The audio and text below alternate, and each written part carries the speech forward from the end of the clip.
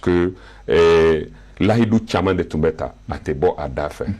an bɛ a fɔ bi de man di mais sini bi ka juguya ka tɛmɛ bi kan an tun y'o dɔrɔn de ye fo Mali yɛrɛ tun bɛna bɔ an bolo an ɲɛna ma o de la Ala ye nin sira da an ɲɛ an sera ka hakilina ta k'a kɛlɛ kɛ k'a fɔ ko gɛlɛya dɔw filɛ il faut que an ka bɔ olu kɔnɔ a fɔlɔ min ye lakanabaliya a ɲɔ ɲɛna Mali la fɛn min tun dabɔra depuis janvier 2012 ok a ma gérer ka ɲɛ finalement fanga ɲɛma min tun bɛ yen min ye ATT ye sarasiw y'o gɛn ka bɔ yen k'a fɔ k'an bɛna an yɛrɛ ta mais an y'a sɔrɔ Mali an kelen tun ta tɛ hala parce que maa wɛrɛw nana u da don a la ka ko gɛlɛya an bolo a CEDEAO b'o la a Union africaine b'o la a communauté internationale entre guillemets olu b'o la donc finalement a nana ɲami an tun b'a miiri an bɛ bɔ gɛlɛya kɔnɔ précipitation kɛra an ye élection organisée donc maintenant fanga kura min sigira min tun ye IBK ka fanga kun fɔlɔ ye o sigira normalement ale tun kan ka yɛlɛmani de bolo da k'a fɔ mun de y'an lase nin ma mun de y'an lase transition ma fo fanga binna an bɛ nin kɔnɔ furancɛ fanga fo maintenant élection de organiser pour k'an ka bɔ a kɔnɔ gɛlɛya jumɛn de tun b'an ɲɛ u ɲinɛna o kɔ an tun kan ka an ka sarasu ko de matarafa an ka lakana ko an tun k'a matarafa ka ɲɛ k'a fɔ ko minɛn de tun t'u bolo u tun labɛnnen tɛ u ma lakalan ka ɲɛ u ma former ka ɲɛ donc o de don u tun tɛ ka sara ka ɲɛ fini ɲumanw tun t'u bolo marifaw tun t'u bolo gilet pare-balles ani an ka tank ani avion t'an bolo fɛn bɛɛ tun baara tun bɛɛ kan ka ɲɛsin o de ma parce que jamana min tɛ se k'i yɛrɛ matarafa ok lakana kunda i tɛ jamana ye mais o baara ma kɛ d'ailleurs hakilinaw taara ka budget spécial ou dégagé a fɔ min na loi d'orientation et de programmation militaire olu bɛɛ votera donc k'a fɔ ko ninnu olu de tun kan ka an labɔ gɛlɛya kɔnɔ mais a wari taara k'a daraki k'a kɛ ko wɛrɛ donc lakanabaliya dun kojugu ani sariya fana tɛ boli ni a boli cogo ye donc o gɛlɛyaba tun b'an kan an ka sariya bolow fana a caman bɛ yen u dafalen tɛ a bɛɛ ye tɔ k'a jɛ ye constitution b'o la loi électorale b'o la organisation administrative b'o la ani fɛn caman wɛrɛ charte des partis politiques fɛn caman bɛ yen olu bɛɛ an kan ka olu kɛ ko cogo lajɛ mais o bɛɛ temps ma sɔrɔ ka kɛ tuma dɔw la hakilina taara k'a fɔ k'u bɛ yɛlɛma don la mais a ma ɲi ensuite n'i ye gouvernance des affaires publiques yɛrɛ k'a fɔ ko an yɛrɛ ka administration an ka fanga baara kɛcogo a tun man ɲi yɛlɛma kan ka don a la mais min b'o bɛɛ sanfɛ o ye Mali yɛrɛ maliden yɛrɛ jogo a tun kan ka yɛlɛma mais ɲɛma o de kan ka parce que kami bi ɲɛmɔgɔ tɛn de filɛ donc o baara de tun kan ka taa mais o si ma kɛ an tor'o tɔrɔkɔtɔkɔ la 2013 fo 2018 élection ma kɛ ka ɲɛ donc contestation donna CEDEAO kelen nana ainsi de suite donc nin de nana bɔ k'a fɔ gouvernement yɛrɛ fo mɔgɔw ye a contester premier ministre dɔ démissionnera courant nana a taara lahidu min taara k'o sigi ka fɔ bi kɛ o nana bɔ min kan dialogue national inclusif donc o tun kan ka kɛ cogo min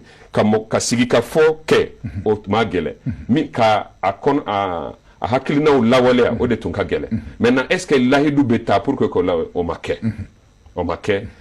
donc ni i y'o ye an ko gɛlɛya b'a la dialogue national inclusif tun kɛra décembre 2019 a fɔra ko kala tali a kɛcogoya a ka yɛlɛma o dun yɛlɛma foyi ma k'a la an y'an ɲɛ tugu a kan ka taa élection na mars avril 2020 donc finalement a nana bɔ min kan o de don donc n ye nin hakili jigi bɛɛ kɛ pour ka dɔn k'a fɔ ko bi na transition bɛ nin baara de la minnu ma se ka kɛ parce que misali la an bɛ transition la depuis ATT bɔra fanga na normalement Mali bɛ transition na mais a baara ma kɛ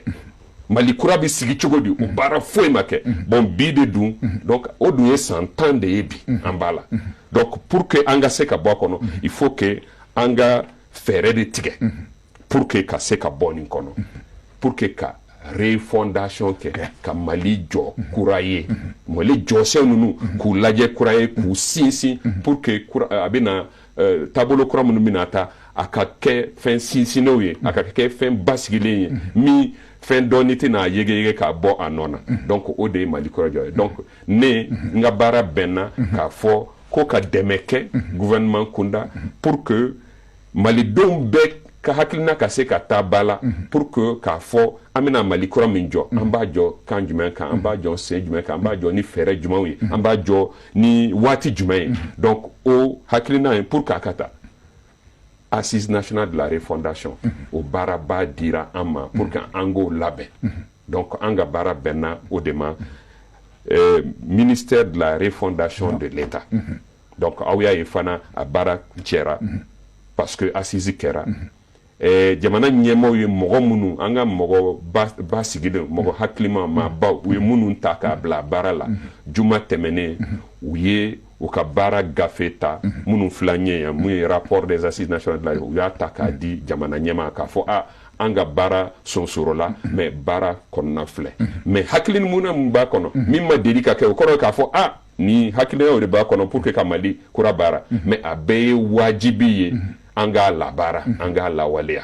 donc o de ye différence ba ye ani sigikafɔ kɔrɔ minnu kɛra ka tɛmɛ donc mɔgɔ hakili sigilenw kuraw de bɛna ta a bɛ fɔ min ma comité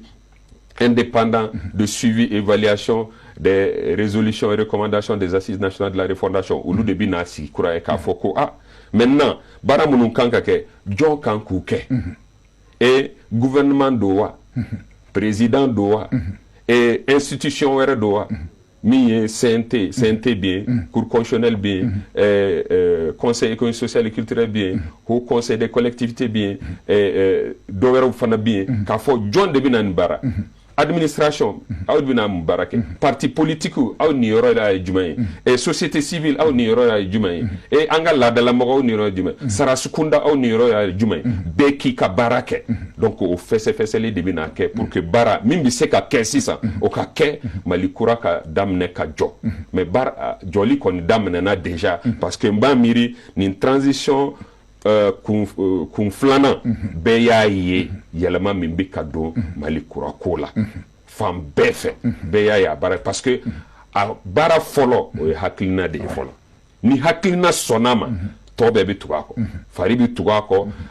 fɛn bɛɛ baara kɛcogo bɛ tugu a kɔ ainsi de suite et puis bi alhamdulillah maliden bɛɛ de sɔnna ka tugu ni lahayala kura nin kɔ k'a fɔ ko Mali kura ka se ka jɔ donc an bɛ nin baara de la malidenw ka ci de don parce que an tɛ ɲina siɲɛ kelen k'a fɔ ko nin baara in a daminɛna depuis la place de l'indépendance un certain 5 juin 2020 min wolola M5 RFP la donc o de baara kelen bi ka taa parce que a tɛmɛna o kadara kan parce que maliden bɛɛ jɛkulu fɛn fɛn bɛ yen hakilina fɛn fɛn bɛ bɛɛ bi k'i yɛrɛ sɔrɔ nin kɔnɔ pour que an ka se ka Mali baara voilà le ministre ni ye jateminɛ kɛ depuis e nana ni département kɔnɔ kana bila fo sisan na parce que on a dit ministre de la refondation de l'État ka Mali jɔ kura ye donc ani ɲɛsilen don an ka sariya sunba bolofaraw ma mais e yɛrɛ bolo assise kɔfɛ concrètement e baara jumɛn de kɛ i bɛ se ka min yira jamana kɔnɔdenw na ko an bɛ Mali kura yɛlɛmali bolo kan assise avant que assise yɛrɛ ka kɛ n b'a miiri an nana en juin 2021 an ka gouvernement an y'a sɔrɔ préavis de grève illimité o de tun bɛ gouvernement ka tabali kan a tun dɔ kɛra déjà mais comme gouvernement tun tɛ o tun y'a jɔ o ye a jɔ dɔɔni maintenant gouvernement sigira dɔrɔn a kuma daminɛna mais gouvernement sigira ni ka syndicat wele ka sigi ka fɔ kɛ no a bɛ ma kɔrɔ ni si ma kɔrɔ ni si mun kɛra an ko mun de ye revendication kun ye an y'a faamu kow de tun tiɲɛna o syndicat tun ko an ye fonctionnaire ye mais fonctionnaire dɔw fisayara ni dɔw ye o de kɛra ka tɛmɛ parce que fanga min tun bɛ yen u ka baara taabolo bɛɛ ye k'a fɔ ni mankani doni willa an b'a lajɛ k'olu datugu an bɛ dɔ d'u da u b'u datugu syndicat fɛn fɛn tun willa dɔɔni bɛ kɛ finalement an yɛrɛ ka revendication an ka grille salariale an ka a bɛɛ kɛra prix ɲagami i t'a dɔn i bɛ min satisfait ka min to parce que a bɛɛ état de bi bɛɛ sara mais a sara cogo si tɛ kelen ye o tɛ faamu n'i ye privéw lajɛ privéw bɛɛ convention collective de b'u bolo mais bɛɛ n'i ka convention collective bɛɛ n'i ka grille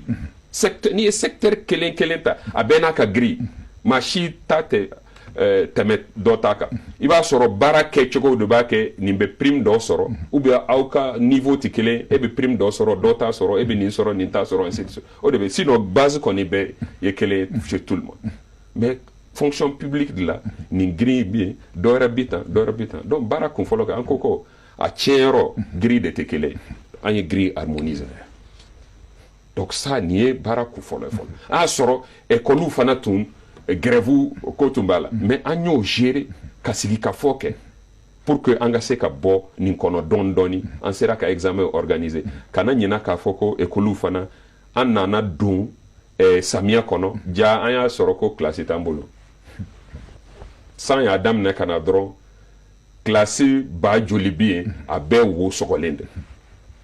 donc il fallait que budget ka se ka dégager sisan jamana ɲɛma ka yamaruya kɔnɔ pour que ka se ka olu bɛɛ dilan pour que examen ka se ka k'u kɔnɔ maintenant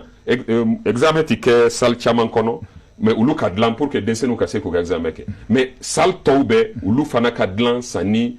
san kura kalan ka daminɛ o baara de kɛra alhamdulillah bi a sɛbɛnna donc n'i ye o lajɛ sira dilan fana a bɛɛ tun pressa ɲamɛnen don an ka siraw tun surfacturelen de don a bɛɛ tun surfacturelen oui bi contrat caman tun dira mɔgɔw kan sira dilan pont dilan fɛn dilan mais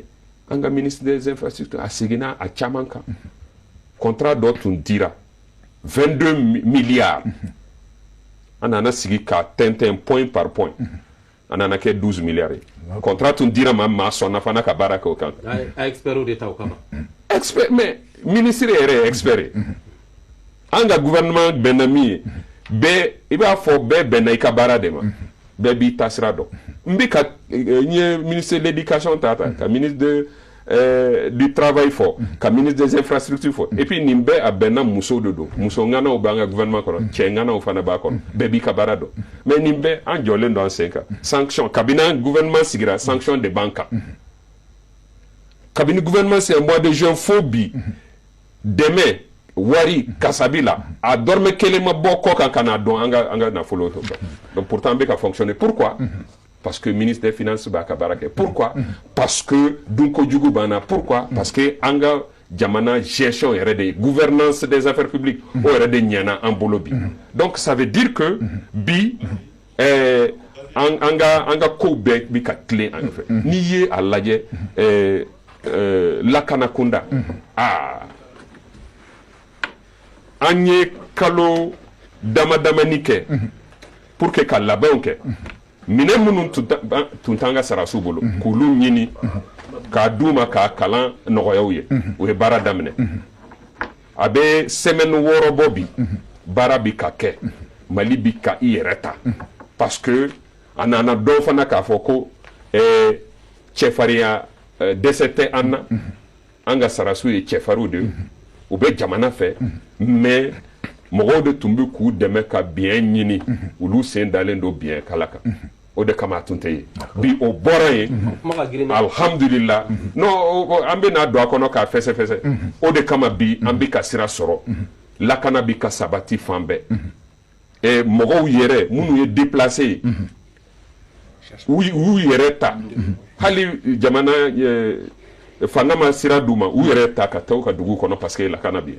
m'a miiri imam Umaru Jara monsieur le ministre ale bɛna a confirmer parce que ale a ɲɛ de taara d'u kan parce que a obligera ka taa dɛmɛ d'u ma u ka yɔrɔ la u nana sɔrɔ foyi tɛ yen sɛnɛ ma kɛ minnu ka yɔrɔw jenina ainsi de suite nin bɛɛ parce que an bɛ ka bali k'an ka baara kɛ donc ce qu'il y a n bɛ fɛ k'a fɔ dɔrɔn k'a fɔ ko ni yɛlɛma minnu bɛ ka don o kɔrɔ ye gouvernement baara de bi ka kɛ pour que an ka se ka bɔ gɛlɛya kɔrɔ ninnu kɔnɔ maintenant assise o fana ye kunba dɔ ye k'a fɔ ko an bɛna Mali jɔ kura cogo di o hakilinaw malidenw kelen kelen bɛɛ kan ka sɔn a ma o de kama an ye assise labɛn k'a di organew ma olu y'a ta n'u bolo fila ye ka taa organiser communew la cerclew la région na Bamako commune na district kɔnɔ ani an ka kɔkan jamanaw an ka maliyɛnw bɛ yɔrɔ min u bɛɛ y'u hakilina jɛ ka na ɲɔgɔn sɔrɔ Bamako yan pour que k'a bɛɛ tɛntɛn k'a kɛ hakilinaw ye min bɛ Mali kura jɔ a bɛ jɔ dɔɔni dɔɔni de dɔ bɛ se ka kɛ ɲina dɔ wɛrɛ bɛ kɛ san bɔ kɔfɛ